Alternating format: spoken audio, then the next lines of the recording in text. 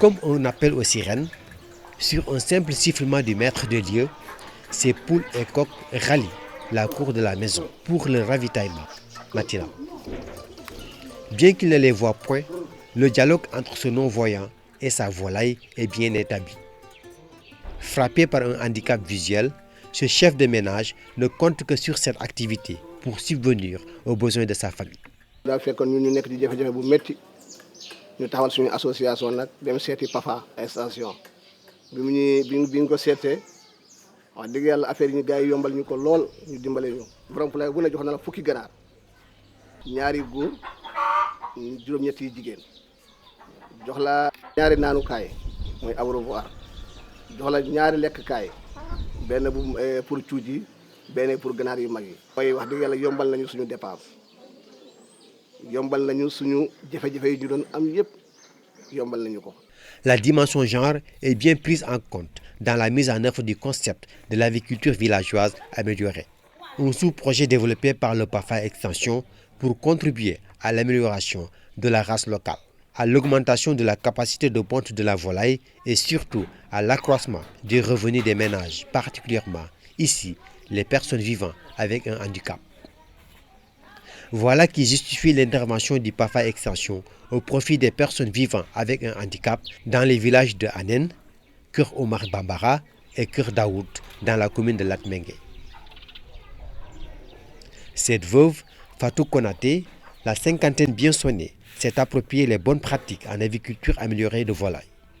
Un savoir-faire qui lui a permis de fructifier son activité. Nous avons dundale gannaaw moom ngay njëkkee ba pare gannaaw bu dundee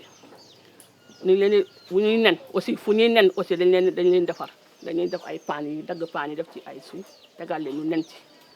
bu ci kii tam bu di tocc nga ut vaccination vacciné leen utal leen produit bi def ci ndox mi ñu naan bu ko defee gannaaw bi ñu am benn jafe-jafe bu tilimee aussi da ngay génn nga bale gannaaw yi nga bale raxas def sa eau de javel ci ndox bis nettoyé ci kaw ci suuf yëpp ba mu set gannaaw am na njëriñ boo xamante ne man jaay naa fi juróom-benn gannaaw jënd saako jepp te yenn saa bu ma manqué dépense damay jàpp gannaaw ma jaay jox dépense ko waaw loolu yëpp ci toppatoo la ak Fafa ak haute tension ndax moo ñu jàppale ba ñu am loolu yëpp. Dans cette dynamique de l'association des handicapés de Anen, se singularise une femme, Lala Diarra, bénéficiaire indirecte du projet.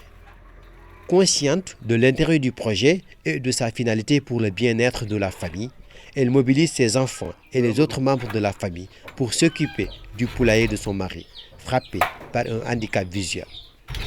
sama borom kër moo bokk ci association bi Botiye Segg nag bi ñu duggee ci projet bi ba léegi ñu ngi sant yàlla bu baax a baax. poto bi comme moom mënul liggéey bi maa xale njaboot bi yëpp a ci jàpp ñu si liggéey doom yu jigéen ak goro yi ci kër gi yëpp ak doom yu góor ñëpp a siy jàpp wax dëgg yàlla macha allah. nañuy toppatoo ginaar di cet beeg dundu beeg aliment bi bu jeexee ñu jënd jox leen raxas seen bagage yi bale poulailler bi jox leen ñuy lekk ñu bañ a xiif daal wax dëgg yàlla bu bëggee dem hôpital pour wut garab ñu jaay si ginaar yi mu dem mu jëndal ko tuufaay pour ci bët yi loolu yëpp am nañ ko ci ginaar yi. L'élevage de la volaille traditionnelle est depuis quelques années une activité largement répandue dans les zones d'intervention du projet. Pratiquée presque dans tous les ménages, cette forme d'aviculture contribue fortement aux revenus des populations locales, leur permettant de subvenir aux besoins immédiats de la famille, ainsi qu'à l'apport de protéines animales à travers l'autoconsommation. Tamxarit yi ma rey dama ko togg jël xaalis bi li ma jaay dépassé ko jël li ma rey ñu bokk ko def ko suñuy cere def ko ci togg ko ba mu neex. ñu reer ba reg ci lañ añ itam sama njaboot yëpp. lii de bañ ñu koy laata jox métti woon na lool ci ñun ndax booba suñ jógee di wuti dañuy jóg di ñaaraan wala asaka jot bala ngaa kii jox la kii doo la jox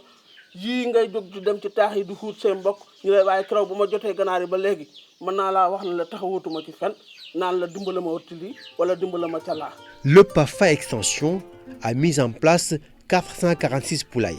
dans ces 5 régions d'intervention et appuyé l'amélioration génétique avec l'introduction de 900 coqs raceurs en partenariat avec le CIMEL de Mbao. À travers ce sous-projet Agriculture villageoise améliorée, le PAFA Extension a beaucoup contribué à l'amélioration de l'offre en poulet du pays et à la compétitivité des chaînes de valeur poulet dans les marchés domestiques et extérieurs. Faire du poulet du pays le renouveau de l'agriculture sénégalaise, un pari gagné dans plusieurs localités du monde rural.